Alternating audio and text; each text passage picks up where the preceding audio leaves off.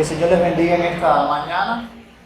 Damos gracias a Dios que estamos acá para alabarle, bendecirle. Y quiero invitarles a buscar allí en sus Biblias el pasaje que se encuentra en Primera de Pedro, capítulo 3, los versículos del 18 al 22. Primera de Pedro, capítulo 3, versículos del 18 al 22.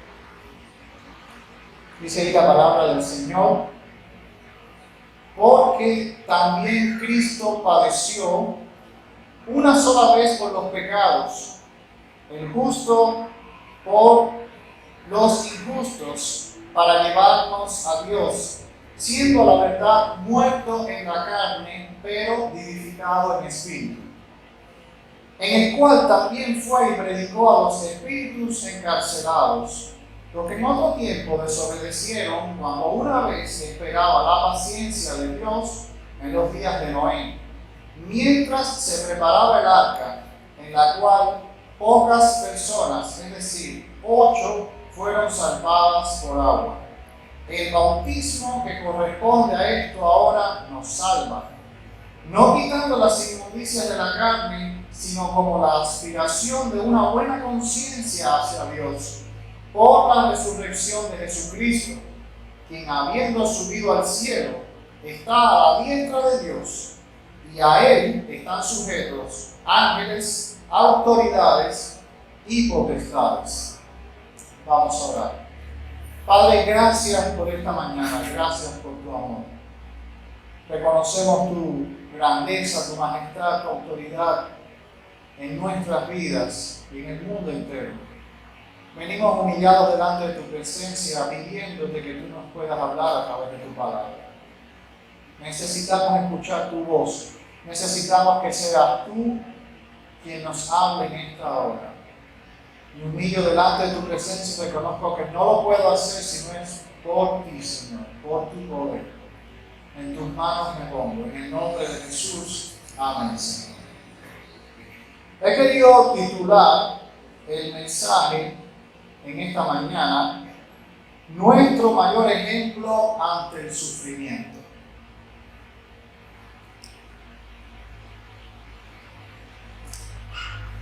Cantamos hace un momento una canción cuya letra dice, pudimos estarla cantando, ¿verdad? No dijo nada, no abrió su boca, le hieren, le golpean, pero él perdona. No nos pusimos de acuerdo el grupo de alabanza y yo, pero la letra viene muy a tono con lo que el pasaje que leímos acaba de decirnos. Cómo nos muestra un sacrificio por parte de alguien que no lo merecía. Cómo nos muestra el sufrimiento de alguien que no debió sufrir. ¿Alguna vez ha pensado que la injusticia y el pecado no tendrá fin? ¿Alguna vez ha considerado el hecho de que lo malo nunca tenga un final y que estamos condenados a vivir en un mundo perverso que no tiene remedio? ¿Alguna vez ha pensado que la gente mala se va a salir con la suya y no tendrá su merecido por sus pecados e injusticias? ¿Lo ha pensado? ¿Alguna vez le ha pasado por la mente que no vale la pena ser fiel a Cristo, pues al final la gente pecadora termina teniendo lo que quiere y viviendo como quiere? Puede que las cosas a su alrededor le indiquen que este mundo no tiene arreglo, o que la vida es solo esta existencia tormentosa y difícil. Puede que hasta se haya desanimado en su empeño y decisión de serle fiel al Señor simplemente porque cree que en este mundo uno debe arreglárselas y vivir como mejor pueda. Pero esto es solo la vida en la tierra, porque después de la muerte, la vida continúa. Lo cierto es que esa es una realidad que todos enfrentamos. y queremos ser fieles al Señor, y queremos vivir de acuerdo a su palabra, y queremos hacer bien las cosas, pero este mundo no es un contexto favorable para vivir de acuerdo a lo que Dios dice en su palabra. Este mundo no se ha diseñado o no se ha ensamblado para que nosotros podamos vivir de acuerdo a lo que Dios dice en su palabra, porque este mundo lo que quiere es ir en contra de la voluntad de Dios. Así que estamos llamados a sufrir, como decíamos en el sermón anterior, y sufrir con un propósito. Pero la pregunta que nos hacíamos es, ¿vale la pena sufrir?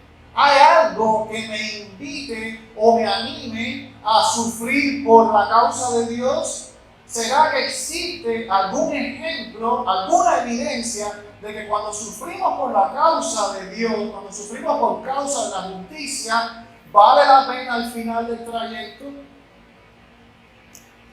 Después de haber alentado Pedro a sus lectores a vivir una vida de sufrimiento en obediencia a Cristo, ahora en este texto, entre paréntesis, uno de los textos más difíciles de la Biblia, y voy a ver cómo salgo vivo de aquí esta mañana después de predicar este texto, del cual no tengo todas las respuestas y voy a ir poniendo el patch entre que se vaya bien el juego. Pero Pedro alienta a sus lectores precisamente a vivir una vida de sufrimiento en obediencia a Cristo, pero ahora pasa a hablarles del mayor ejemplo que los creyentes podemos tener cuando de sufrir injustamente se trata. ¿Y quién es ese ejemplo? Pedro entiende que el sufrimiento de Cristo ha abierto un final inesperado para muchos en este mundo. Lo que pudo haber significado una derrota o el final de algo vino a ser el triunfo más grande de todos los tiempos. Pero para que fuera triunfo, tuvo que haber sufrimiento. Y para que hubiese resurrección, tuvo que haber muerte. Por eso el ejemplo de Cristo nos llena de esperanza ante el sufrimiento. Y quiero que entiendas que esta es la verdad que quiero compartir contigo en esta mañana. El ejemplo de Cristo nos llena de esperanza ante el sufrimiento. Si no fuera por el ejemplo de Cristo, ¿qué esperanza tendríamos ante el sufrimiento? La pregunta es, ¿por qué el ejemplo de Cristo nos llena de esperanza ante el sufrimiento? Quizás usted pueda tener sus propias razones para pensar que el ejemplo de Cristo le alienta a usted o le llena de esperanza ante el sufrimiento. Pero el texto nos da algunas razones. La primera es porque Cristo sufrió para llevarnos a Dios. El sufrimiento de Cristo fue para que nosotros pudiéramos llegar a Dios. Su sufrimiento fue una sola vez por los pecados, dice el texto, porque también Cristo padeció una sola vez por los pecados. Ahora Él ha inaugurado una nueva era para todos los que creen en Él. Y eso nos indica que Cristo no va a seguir sufriendo por los pecados de la gente. Cristo no va a seguir muriendo por los pecados de las personas. Su sufrimiento fue una sola vez. Pero ese sufrimiento ha sido tan poderoso y fue tan grande que es suficiente para perdonar los pecados de toda la humanidad. Jesús no tiene que sufrir cada vez que una persona lo necesita para para que esa persona encuentre la salvación. El sufrimiento de Cristo fue tan grande que de una sola vez el Señor derrotó el pecado en la cruz. Las personas podemos tener la esperanza de que si ponemos nuestra confianza en Cristo, morimos al pecado una sola vez. Y esa sola vez es cuando usted se entrega a Jesucristo. Pero Pablo decía que uno tiene que vivir con Cristo juntamente crucificado. Usted no se puede bajar de la cruz. Usted tiene que seguir a Cristo aún allí en la cruz, para que lo que ahora vive en la carne, que es este sufrimiento que usted siente por seguir a Cristo y por obedecerle, para que a lo que ahora vive en la carne, lo viva en la fe del Hijo de Dios, el cual lo amó y se entregó a sí mismo por usted. Su vida en Cristo solo es posible porque Cristo sufrió una sola vez por los pecados. Ahora, todas las personas de este mundo tienen la posibilidad de resolver su problema con el pecado, su problema con sus debilidades, con sus tentaciones, porque alguien estuvo dispuesto a sufrir por él. Su sufrimiento permitió que tuviésemos el acceso al Padre y una relación íntima con Él. Si Cristo no hubiera sufrido por nosotros en la cruz, ¿cómo podríamos nosotros tener una relación con Dios? Recuerden que Isaías nos habló muchos siglos antes diciendo precisamente que todos nosotros nos descarriamos como ovejas, y cada cual se apartó de su camino. Mas Jehová cargó en él, en Cristo, el pecado de todos nosotros. Mas Jehová cargó en él el pecado de todos nosotros. Y eso significa que Él sufrió por nosotros para que nosotros no tuviésemos que sufrir por causa del pecado. Aclarado. Porque una cosa es que usted sufre por causa del pecado y otra cosa es que usted sufre por causa de Cristo. Y eso es importante en este texto porque al final del sermón yo quiero que quede claro por cuál de las dos cosas usted quiere sufrir. Si usted quiere sufrir por causa del pecado o usted quiere sufrir por causa de Cristo. No se sufre de otra manera que no sea de estas dos maneras. Usted sufre por causa de sus malas decisiones y de su incredulidad en Dios, o usted sufre por causa del Señor. Y aclaro que la esperanza que tenemos en Cristo es que ya el Señor solucionó el problema de sufrir por el pecado, porque Él escogió sufrir por nosotros. Si hoy tú y yo podemos tener una relación con Dios, es porque el Señor caminó ese camino de sufrimiento, esa vía dolorosa, la cual nosotros merecíamos, la cual nosotros debíamos haber atravesado. Él tomó nuestro dolor para que hoy nosotros podamos tener una relación con Dios, para llevarnos a Dios. Su sufrimiento le permitió vencer sobre esta naturaleza corruptible y sujeta a la muerte para obtener una naturaleza incorruptible que trasciende nuestra existencia terrenal. Dice el texto: el justo por los injustos, para llevarnos a Dios, siendo a la verdad muerto en la carne, pero vivificado en espíritu. Esta última frase, algunos comentaristas piensan que la idea es que Jesús muere en la carne, pero por el poder de Dios es resucitado, por el poder del Espíritu es levantado. Y esto lo que nos dice a nosotros es que ahora Cristo no participa de las limitaciones de la existencia terrenal. Ahora Cristo no enfrenta los mismos problemas que enfrentamos nosotros en nuestra existencia humana. Porque todo el que está en la carne, todo el que está vivo aquí en la existencia terrenal, tiene el mismo problema. Tiene que sufrir y enfrentar el pecado. Pero una vez que la persona ha pasado de muerte a vida, esa persona espera precisamente recibir una naturaleza incorruptible, una naturaleza que no se corrompe con el pecado, que no lucha con el pecado. Hermano, eso es una bendición. Quizá usted no se ha puesto a meditar en eso, pero yo quiero que sea honesto con usted mismo. Yo quiero que usted me diga por un momento cuánto trabajo no nos cuesta a nosotros ser obedientes a Dios. ¿Cuánto trabajo nos cuesta a nosotros tener nuestra mente y nuestros pensamientos en las cosas de Dios? ¿Con cuántas tentaciones y con cuántos problemas tenemos que estar lidiando nosotros, los hijos de Dios? Y solo porque estamos en esta existencia terrenal, solo porque estamos en este cuerpo de muerte, como decía Pablo: miserable de mí, ¿quién me librará de este cuerpo de muerte? Yo anhelo el día en que Cristo venga, porque en ese día yo veré que todo lo que ahora para mí es un problema dejará de serlo, para tener una relación más íntima y sin el acoso y la aflicción del pecado. Su sufrimiento le permitió vencer sobre esta naturaleza corruptible, y esa es la esperanza, que así como Cristo venció, nosotros también venceremos. Nosotros también somos más que vencedores por medio de aquel que nos amó. Del mismo modo, nuestro sufrimiento por causa de la injusticia de los hombres y por el pecado no trascenderá a esta existencia terrenal. Cuando tú y yo pasemos de este mundo, en el cual hemos tenido que sufrir y en el cual hemos tenido que padecer tanto, cuando tú y yo pasemos de este mundo, iremos a una existencia donde no habrá más llanto y no habrá más dolor. ¿Y sabes por qué? Porque alguien sufrió por nosotros. Porque alguien vivió el dolor por nosotros. Al mismo tiempo, yo quiero que tú consideres esto.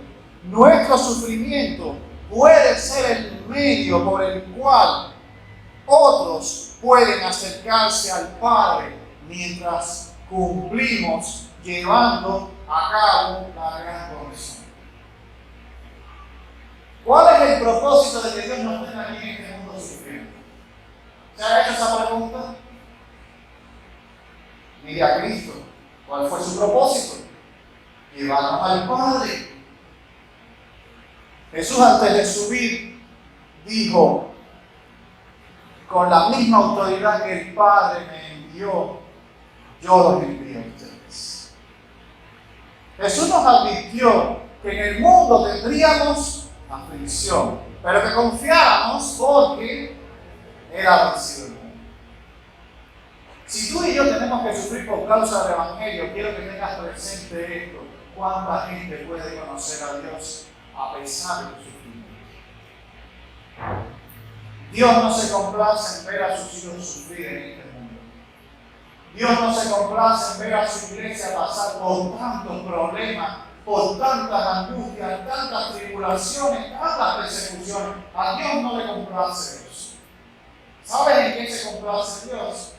En que a pesar de todo eso, su iglesia sigue firme predicando el Evangelio. Me viene a la mente la experiencia de este misionero norteamericano que, movido precisamente por su pasión por los perdidos, tuvo a otros hermanos que quisieron acompañarle en este viaje para alcanzar a una tribu perdida precisamente en Centroamérica, llamada los Aucas. Y este hombre llamado Jim Elliot, súper preparado, Jim Elliot, que podía leer incluso el Nuevo Testamento griego completo. Estamos hablando de una persona que tendría un futuro exitoso en cualquier iglesia a la que él hubiese ido a pastorear por su preparación, por su pasión, por su celo. Dios puso en su corazón el deseo de ir a predicar a estas personas que estaban perdidas en la selva. Y apenas llegó allí, y apenas hizo contacto con estas personas, lo mataron. Y uno diría: ¿qué sentido tuvo que él fuera a la selva y lo mataran? Para ti no tuvo ningún sentido. Para ti quizás fue una pérdida de tiempo. Para ti fue quizás una pérdida de vida de él y de sus compañeros también misioneros. Pero para esa gente que lo mató, fue un testimonio tan poderoso que los marcó para toda su vida. A tal punto que cuando las esposas de estos misioneros continuaron la obra evangelística de alcanzar a esa misma gente que habían matado a sus esposos, todos ellos relataron el momento en el cual le quitaron la vida de los misioneros, pero vieron la gloria de Dios. Una experiencia que nosotros no podemos explicar.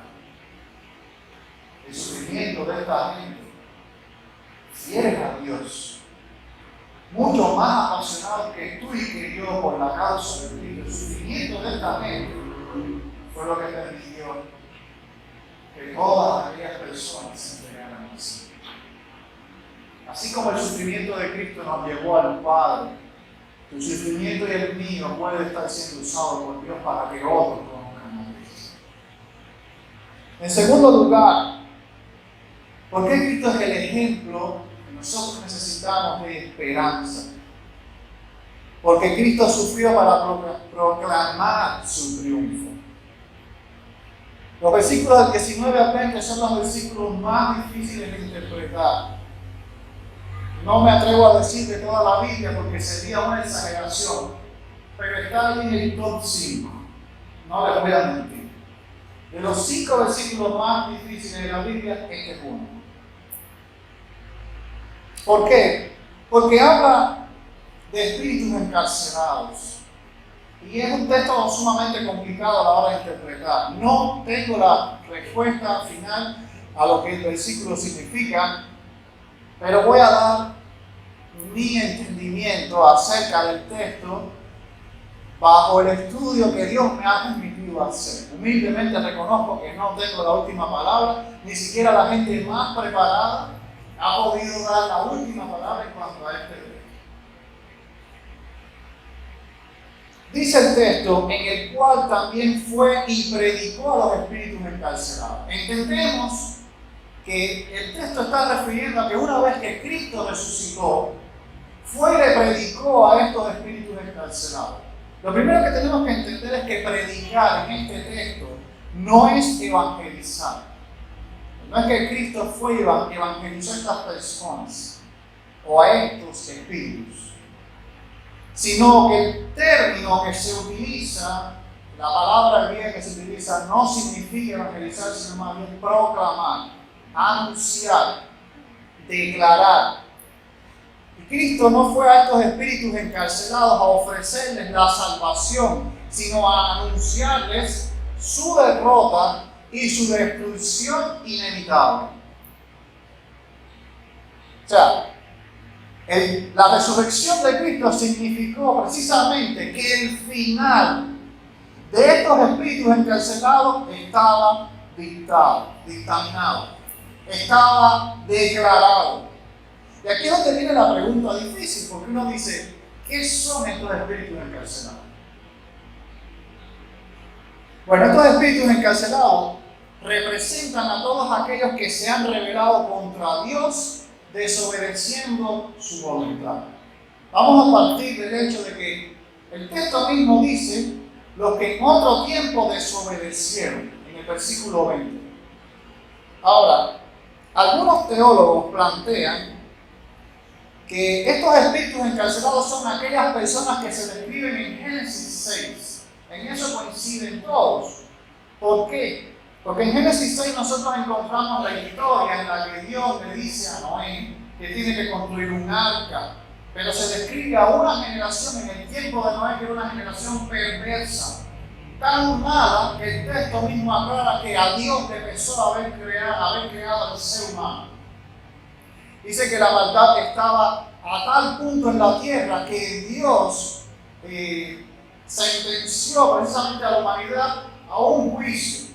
Y ese juicio fue precisamente un diluvio que barriese totalmente la superficie del planeta.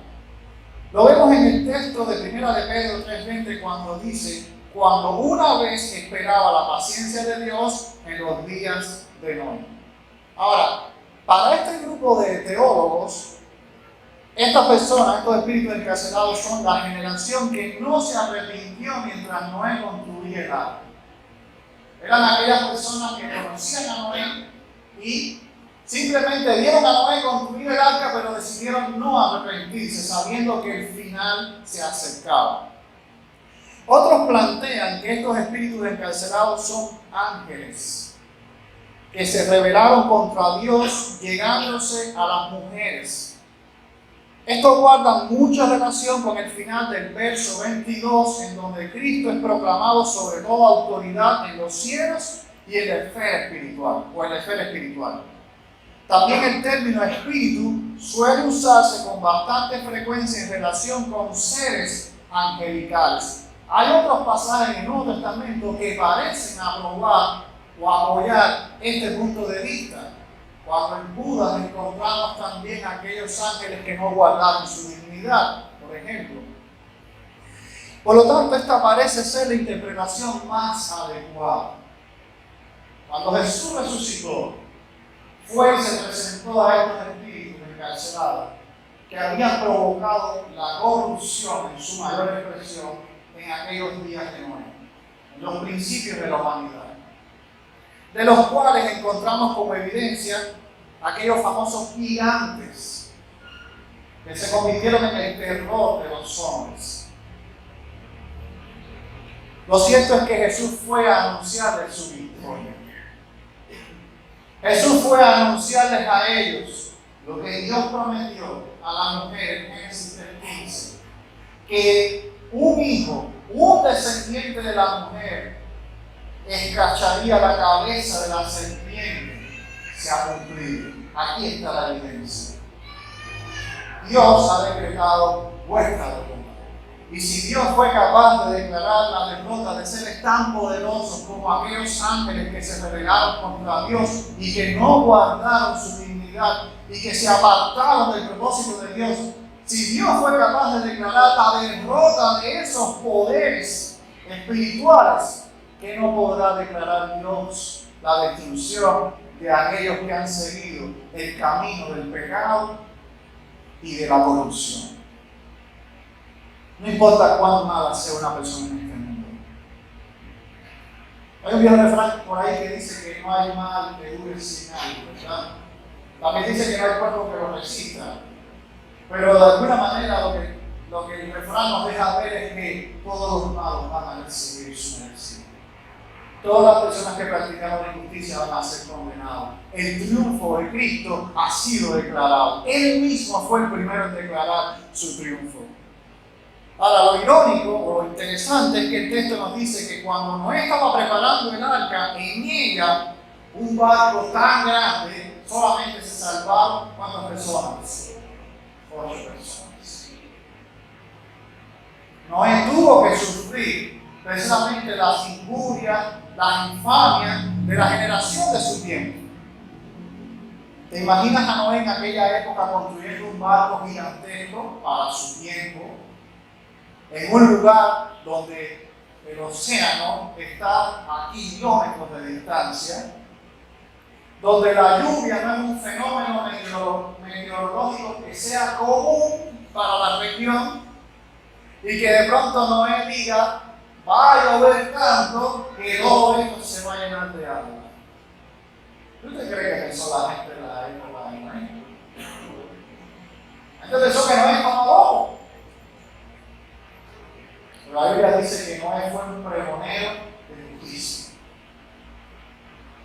Un hombre que vivió de acuerdo a su fe y por causa de su fe sufrió el desprecio de la generación de su vida.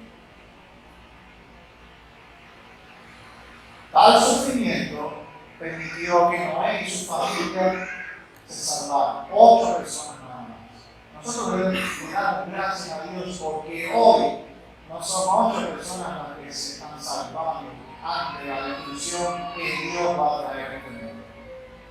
Damos gracias a Dios porque hay un pueblo numeroso que ha entendido la realidad de que Dios vendrá y juzgará el pecado de esta humanidad. Ciertamente Dios quiere la salvación de todas las personas, pero la muerte es un estado en el cual no existe tal posibilidad. Cuando una persona muere, ya no tiene posibilidad de salvarse. Cuando una persona parte de este mundo, tiene que enfrentar el juicio. Está decretado para todos los hombres que mueran una sola vez, dice el texto bíblico, y después de esto, el juicio. No hay más nada. No hay una oportunidad de salvación. Cristo ha proclamado su victoria sobre todos aquellos que han muerto y persistieron en vivir en pecado. Y esa declaración está vigente. Pero el pueblo de Dios tiene la tarea de predicar que aún hay salvación en Cristo en tanto estamos en el mundo. Es nuestra tarea advertir a nuestra generación de que el juicio está cerca. El final está cerca. Por eso, la última razón que quiero compartir a la luz de este texto es que nuestro mayor ejemplo de esperanza, o sea, nuestro mayor ejemplo ante sufrimiento es Cristo, y eso nos da esperanza porque Cristo sufrió para tener toda la autoridad. Dicen los versículos del 21 al 22 que el bautismo que corresponde a esto ahora nos salva. Una de las cosas que nosotros encontramos es que cuando Jesús resucitó, Dios le dio toda autoridad. Jesús mismo le dijo a sus discípulos: toda autoridad me es dada en el cielo y en la tierra. Jesús tiene toda la autoridad en este momento. La autoridad para salvar nuestras almas de este mundo perdido por el poder de su resurrección. Y hay un evento, hay un acto del cual todo creyente participa, dando fe de que eso es una realidad. Y ese acto es el bautismo.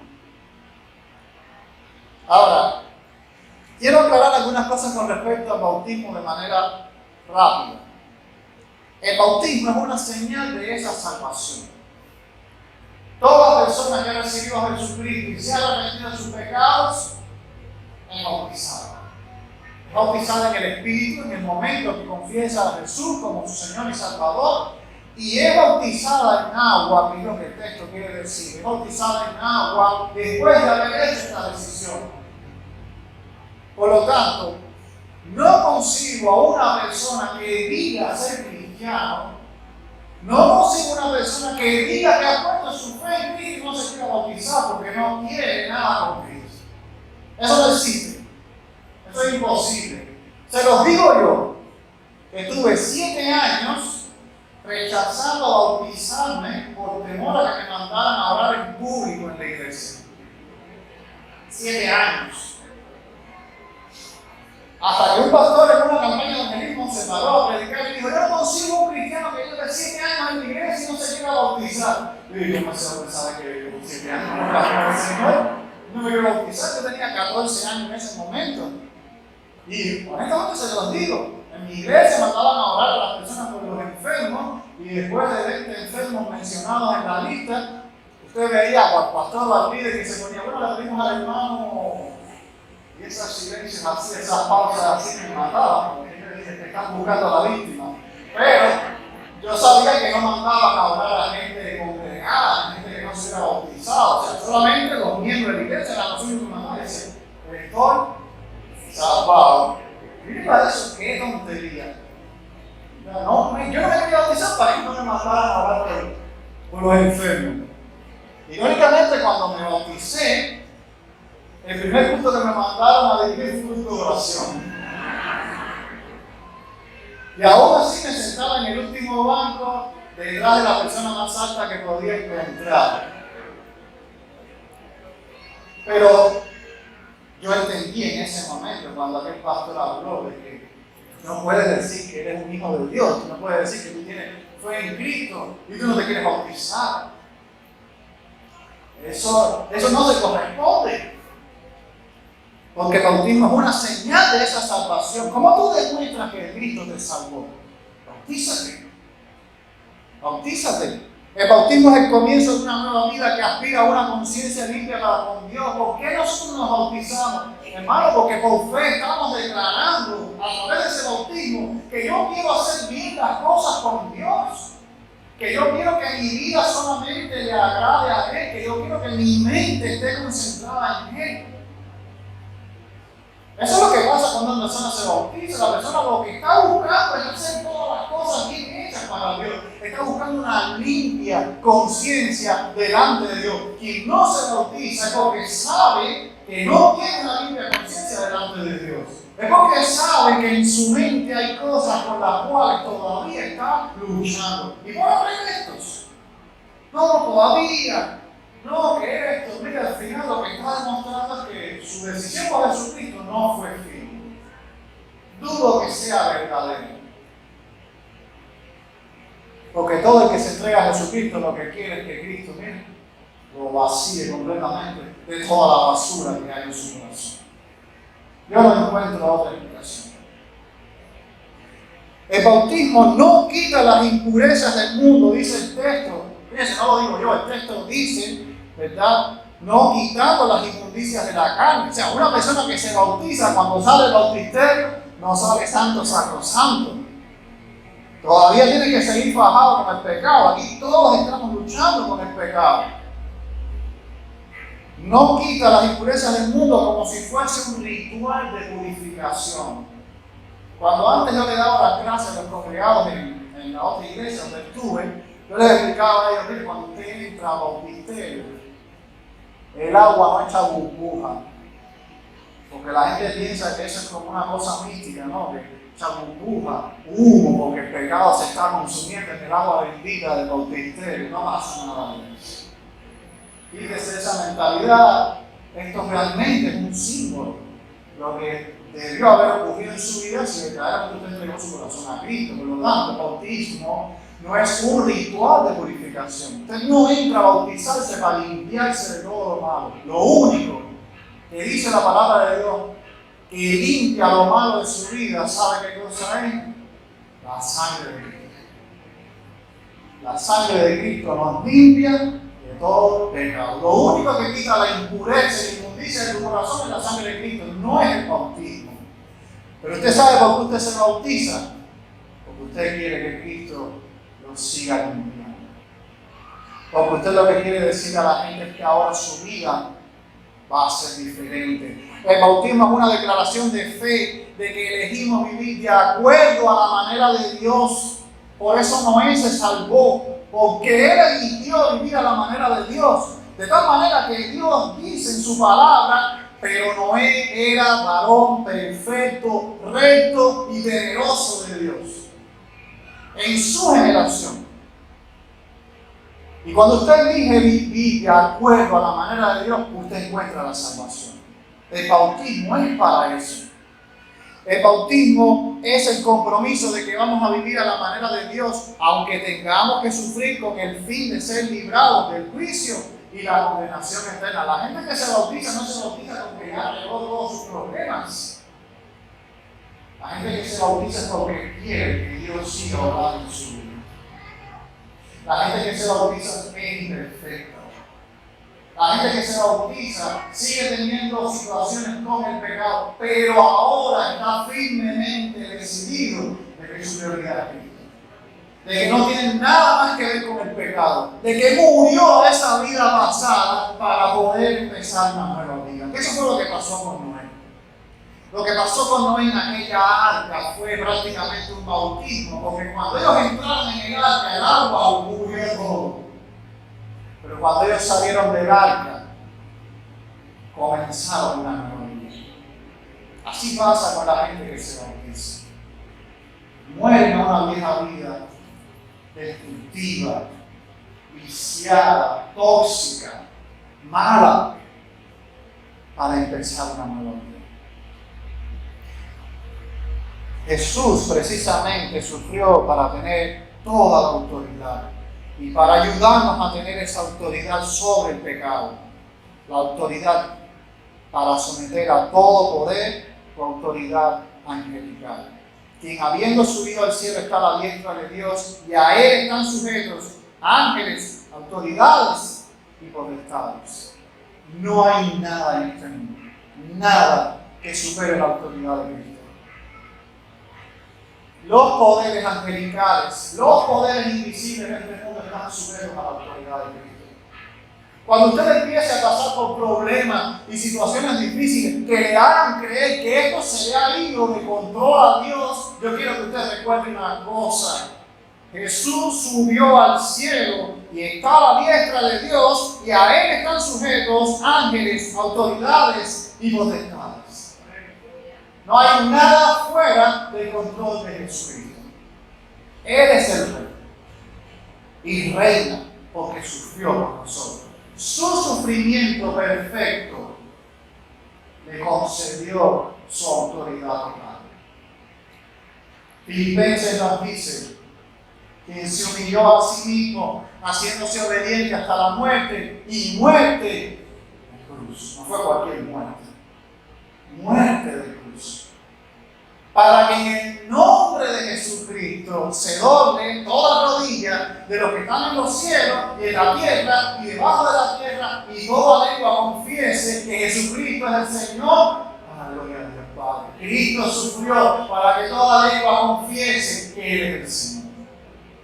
Tú y yo vamos a sufrir para que toda lengua confiese que nosotros somos los señores. Tú y yo vamos a sufrir porque todo el que sufre por la causa de Cristo al final vive la victoria de Cristo.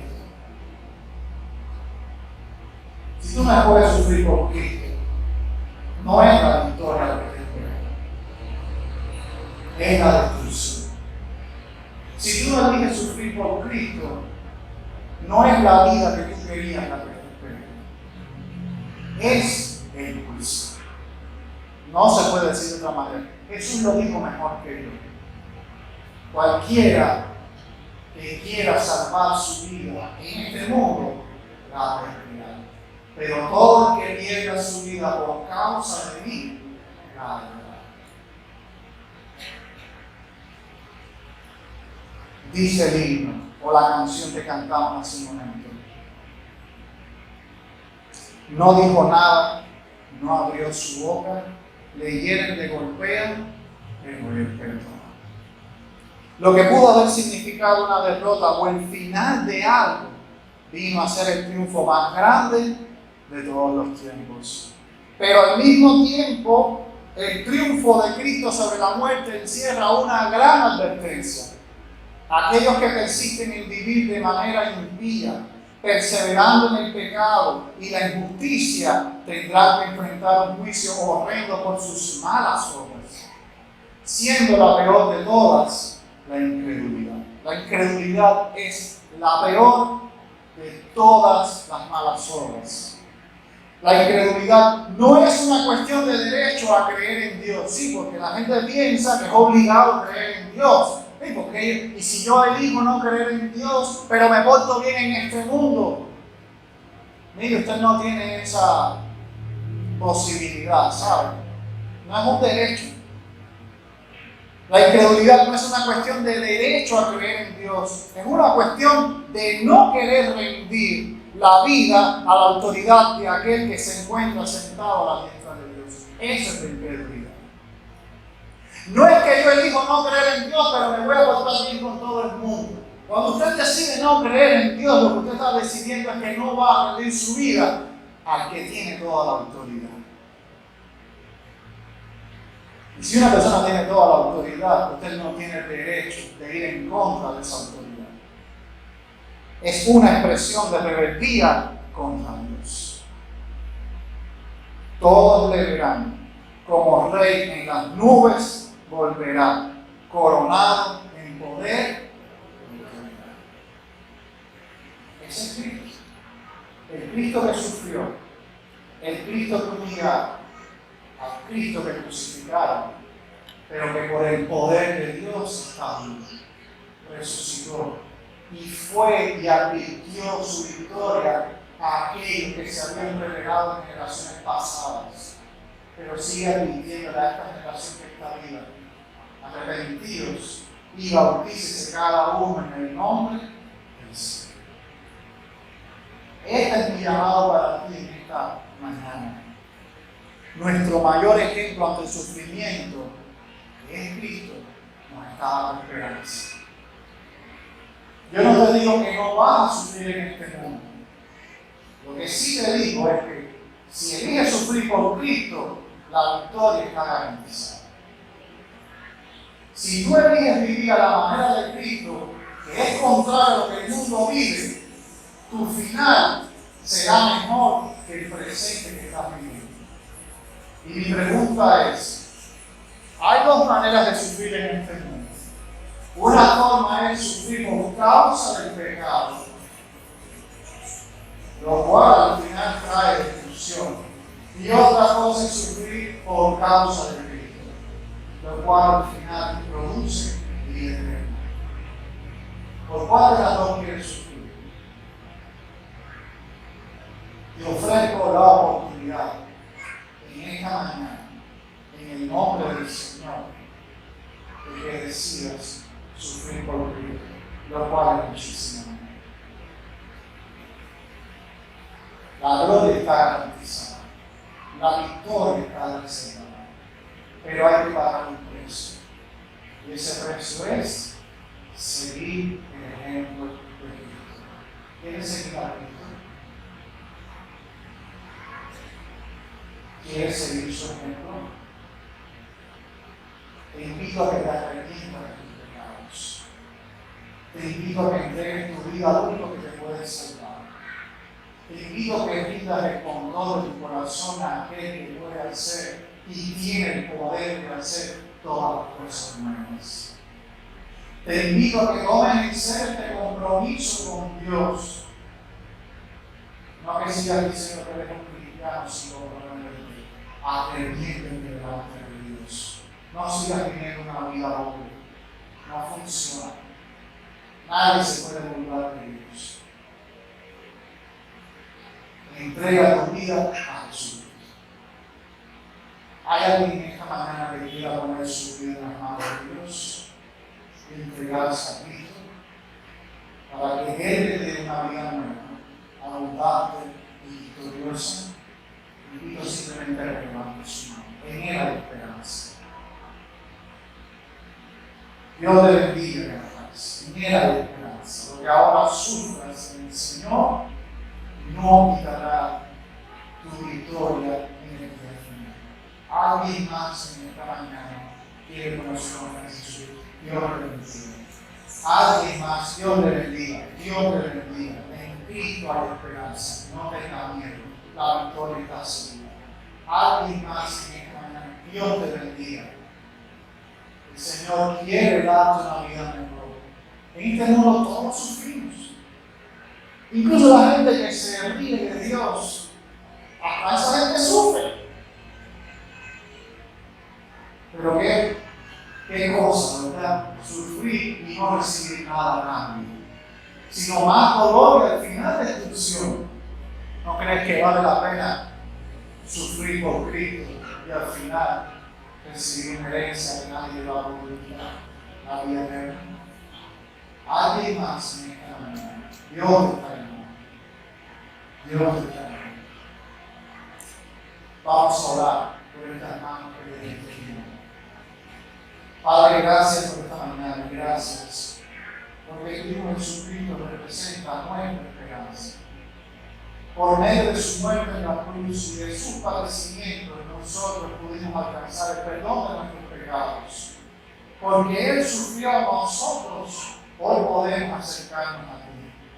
Porque Él sufrió y condenó a la muerte y al pecado, es que la victoria sobre todos estos poderes malignos está sentenciada, Señor, está revelada.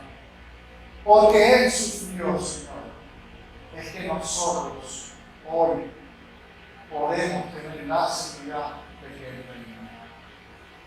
Y eso es lo que han declarado estas manos que se han levantado. Quieren poner su esperanza en ti, Señor. Quieren que tú seas su esperanza, su salvación, su victoria en medio de los problemas y de los dolores que se sufren. Bendice, Señor, dales la vida eterna. Ayúdales a tener, Señor, lo que ellos tanto necesitan. Que este encuentro produzca en ellos, Señor, un cambio. Y produzca en ellos, Padre Celestial, una renovación que sea completa, firme y verdadera. Ten misericordia de ellos. Y ten misericordia también de los que no levantaron su mano, para que no sea demasiado tarde. Ayúdanos y guárdanos a todos en el nombre de Jesús. Amén.